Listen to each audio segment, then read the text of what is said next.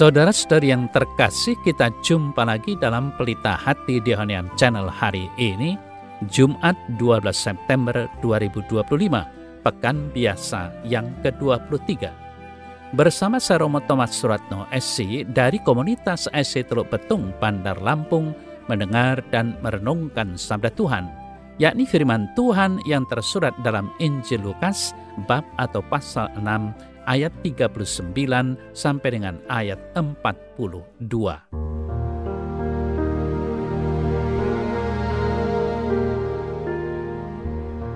Pada suatu ketika, Yesus menyampaikan suatu perumpamaan kepada murid-muridnya. Dapatkah orang buta menuntun orang buta? Bukankah keduanya akan jatuh ke dalam lubang? Seorang murid tidak lebih daripada gurunya. Tetapi barang siapa yang telah tamat pelajarannya akan sama dengan gurunya. Mengapakah engkau melihat selumbar di dalam mata saudaramu, sedangkan balok di dalam matamu sendiri tidak engkau ketahui? Bagaimanakah engkau dapat berkata kepada saudaramu, "Saudara, biarlah aku mengeluarkan selumbar yang ada di dalam matamu," padahal balok yang di dalam matamu tidak engkau lihat? Hai orang munafik, keluarkanlah dulu balok dari matamu, maka engkau akan melihat dengan jelas untuk mengeluarkan selumbar itu dari mata saudaramu.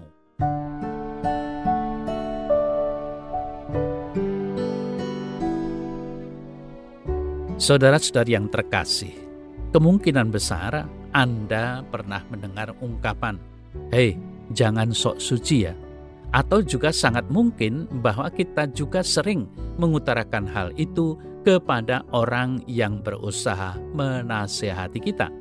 Fenomena ini setidaknya sedang menunjukkan bahwa tidak ada satu orang pun yang suka dinasehati, apalagi dihakimi, walau mungkin dia bersalah. Saudara-saudari yang terkasih, dalam Injil Yesus mengajarkan bahwa tindakan menghakimi sesama tidak dibenarkan oleh Allah. Oleh karena itu, Yesus berseru, "Jangan menghakimi dan jangan menghukum." Nah, Yesus mengibaratkan tindakan menghakimi sesama itu seperti seorang buta yang menuntun orang buta. Kita tentu sudah tahu hasilnya. Keduanya pasti akan sama-sama jatuh ke dalam jurang. Bagi Yesus, tindakan menghakimi hampir sama dengan orang yang selalu merasa benar. Oleh karena itu, dia juga menegur mereka yang melihat orang lain lebih bersalah dibandingkan dirinya sendiri. Maka, saudara-saudari yang terkasih, Allah melarang kita menjadi hakim atas sesama karena penghakiman adalah haknya. Dialah satu-satunya hakim yang adil. Cara Allah menghakimi berbeda dengan manusia. Manusia selalu cenderung merasa dirinya paling benar. Akibatnya, ketika manusia menghakimi sesamanya, dia akan selalu merasa lebih suci. Inilah kemunafikan yang ditegur oleh Yesus. Sementara Allah akan selalu menghakimi dengan kebenaran karena Dia adalah kebenaran.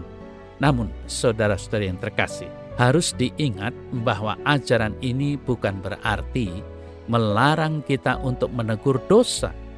Jika kita menegur orang lain karena dosa atau kesalahannya, itu adalah sesuatu yang baik. Karena kita melakukannya dengan maksud supaya dia berubah, bertobat. Berbeda jika kita menegur orang dengan tujuan menyindir atau menyalahkan orang lain. Bahkan, lebih parah lagi jika tindakan itu bertujuan agar kita tampak terlihat lebih rohani, lebih suci. Kalau begitu, maka lebih baik teguran itu dialamatkan kepada diri sendiri lebih dulu. Saudara yang terkasih, tindakan itu sungguh baik kita lakukan, karena mungkin saja tanpa kita sadari, memang sesungguhnya kita tidak lebih baik dari mereka yang kita tegur. Dengan demikian, teguran demi teguran bisa menjadi efektif baik bagi orang yang berdosa maupun bagi diri kita sendiri sebagai orang yang masih perlu bertumbuh dan berkembang dalam kesalehan.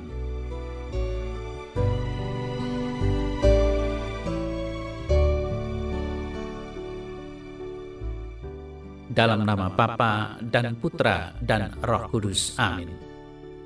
Ya Tuhan Yesus, ajarlah aku untuk bercermin lebih dulu dan melihat jauh ke dalam diri jika berniat untuk menasihati orang lain, sehingga aku layak dan dapat dengan bijaksana menilai sesama yang bersalah atau jatuh dalam dosa, sehingga dengan tepat juga menasihati orang lain untuk bertobat. Amin. Semoga Allah yang Maha Kuasa memberkati saudara dalam nama Bapa dan Putra dan Roh Kudus. Amin.